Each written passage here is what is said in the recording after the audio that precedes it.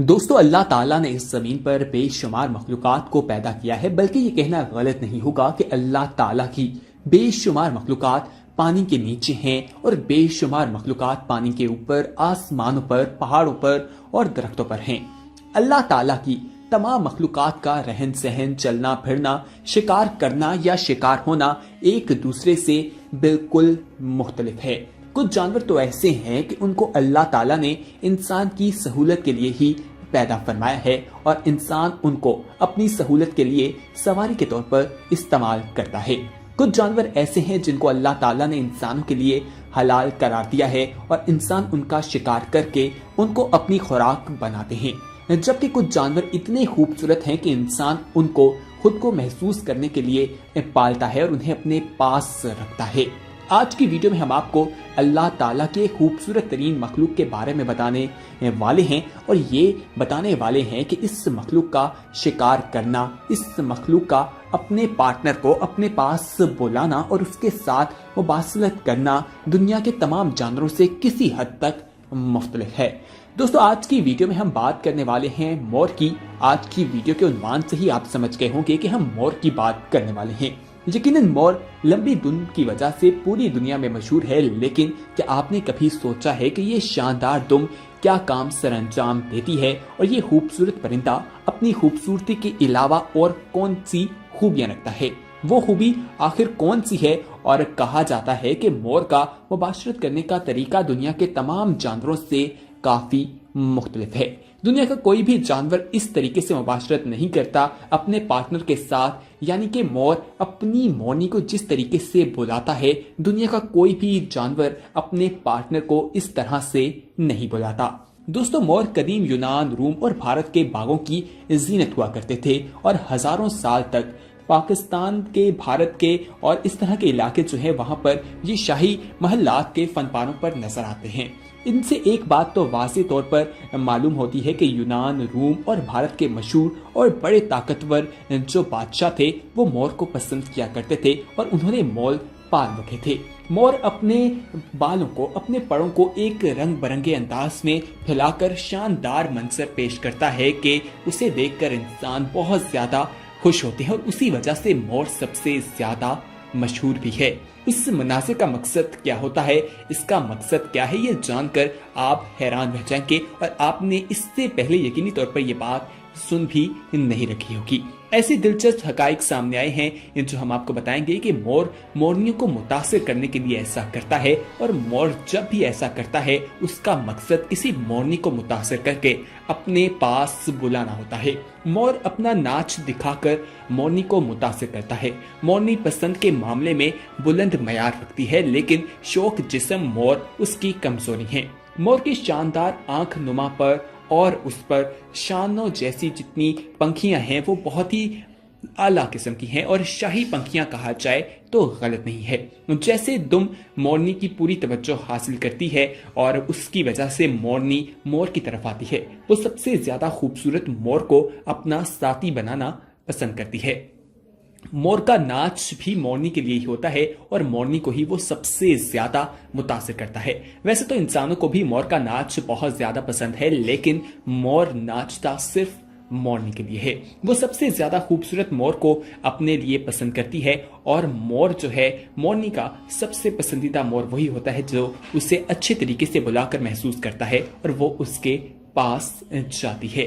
दोस्तों, आपको क्या मालूम है कि मोर अपनी दुम हिलाकर आगे की तरफ होता है, अपनी दुम को खिलाता है और वो आगे की तरफ होकर फिर झूमता है। इससे उसके परों से एक आवाज भी आती है।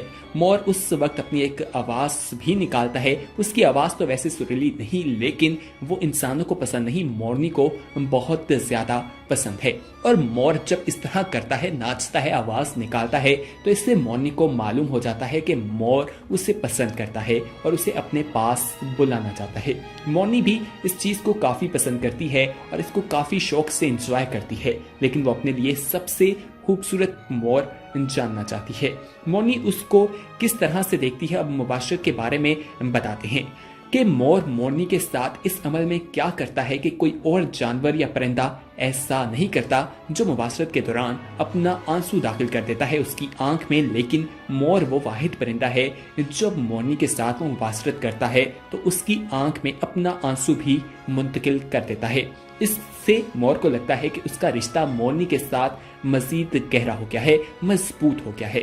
وہ بہت زبردست قسم کی اپنی جو زندگی ہے اسے گزارتے ہیں اور ایک دوسرے کو قریب بلانے کا ان کا جو یہ طریقہ ہے یہ کافی دلچسپ ہے۔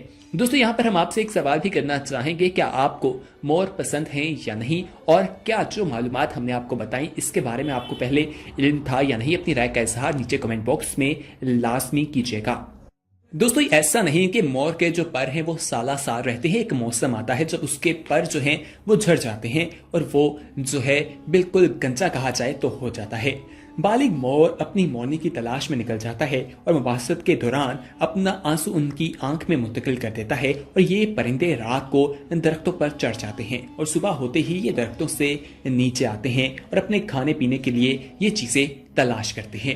اب آپ کو بتائیں کہ مور کھانے میں کیا چیزیں پسند کرتے ہیں۔ یہ کیڑے مکوڑے کھاتے ہیں، پودوں کی جڑی بوٹیاں، پھلیاں اور چھپکلیاں بہت شوق سے کھاتے ہیں۔ اس کے علاوہ سانپ کا شکار بھی ان کو کافی پسند ہے اور یہ سانپ کے بچوں کو اور سانپ کو کھا جاتے ہیں۔ مور گاتا بھی ہے لیکن اس کی آواز سریلی نہیں، جیسا ہم نے آپ کو پہلے بھی بتایا۔ مورنی کو اس کی آواز بہت زیادہ پسند آتی ہے۔ انسان کی دلچسپی اس میں نہیں ہوتی لیکن مورنی کی ہوتی ہے۔ یونان، بھارت اور مصر کے جو بادشاہ ہیں انہیں مور بہت زیادہ پسند تھے۔ روم کے بادشاہوں کو بھی مور پسند تھے۔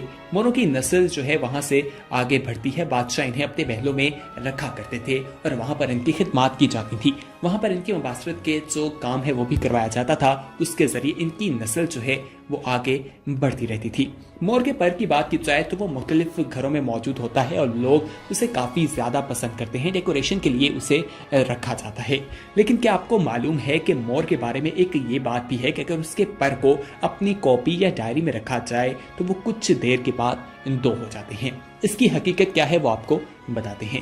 دوستو ہم نے جب اس بارے میں تحقیقات کی تو ہمیں کہیں بھی ایسی کوئی معلومات نہیں ملی جس سے معلوم ہو سکے کہ مور کو کسی کاپی یا ڈائری میں رکھا جائے تو وہ ڈبل ہو جاتے ہیں، یعنی کہ مور کے پنکھے کے بارے میں کہا جاتا ہے وہ انڈے دیتے ہیں اور وہ ڈبل ہو جاتے ہیں، تو یہ بالکل حقیقت نہیں، یہ بالکل بے بنیاد غلط قسم کی بات ہے۔ 100 سال بعد بھی اگر اس پنکھے کو، اس پر کو اس کاپی یا ڈائری سے نکالا جائے تو وہ ایک رہے گا، 2، 3 یا 4 ہرگز نہیں ہوتے۔ پاکستان کے مختلف علاقوں میں بھی مور پائے جاتے ہیں، لیکن فی الحال کچھ ایسی ہم نے دیکھا کہ پاکستان کے تھل کے علاقے میں مور کافی زیادہ تعداد میں موجود ہیں، لیکن وہاں پر بیماریوں کی وجہ سے انہیں کافی زیادہ ان کی نسل جو ہے وہ اس کو نقصان پہنچا ہے، ان کی تعداد میں کمی ہوئی ہے۔ لیکن آپ کو یہ بھی بتائیں کہ اسلام میں ہر جانور کے بارے میں ہمیں حقوق و فرائض بتائے گئے ہیں، ہر جانوروں کے خیال رکھنا چاہیے۔ اسلام ایک مکمل دین ہے اور اسلام نے انسانوں کو زندگی گزارنے کا طریقہ سکھایا ہے۔ اسلام نے نہ صرف انسانوں کو حقوق بتائے ہیں، اگر وہ مردہ ہے تو اس کی بیوی کا اس پر کیا حق ہے، اس کی اولاد کا اس پر کیا حق ہے۔ اسی طرح انسان نے جانوروں کے بارے میں بھی بتایا ہے، پرندوں کے بارے میں بھی بتایا ہے، مویشیوں کے بارے میں بھی بتایا ہے کہ ان کے حقوق کیا ہیں۔ حضرت انس رضی اللہ عنہ سے روایت ہے کہ آپ صلی اللہ علیہ وآلہ وسلم نے فرمایا، جو بھی مسلمان کھیتی کھلائے یا پودا لگائے، پھر کوئی انسان یا پرندہ یا چوپایا اس میں سے کھا لے تو وہ اس کے لیے صدقہ ہوگا۔ اس سے جاندار چیز کو کھلانے پلانے کا اجر معلوم ہوتا ہے کہ کوئی بندہ کھیتی بوئے اور کھیتی میں سے کوئی جاندار کھا لیتا ہے اور اس کھیتی کے مالک کو پتہ بھی نہیں ہے کہ اس کی کھیتی ہے، چوپائے پرندے وغیرہ جو کھا رہے ہیں اس کے نامہ اعمال میں صدقے کا اجر لکھا جا رہا ہے۔ اب اگر کسی نے کسی جاندار کو پال رکھا ہو اور اسے چارہ وغیرہ دیتا رہتا ہے اور اس سے کتنا اسے اجر ہوگا، اس بات کا آپ خیال خود ہی اس بات سے لگا سکتے ہیں۔ اسی طرح کسی جانور کو تکلیف دینا، انہیں بھوکا رکھنا سخت ترین گناہ ہے اور اس کا قیامت میں سوال بھی کیا جائے گا۔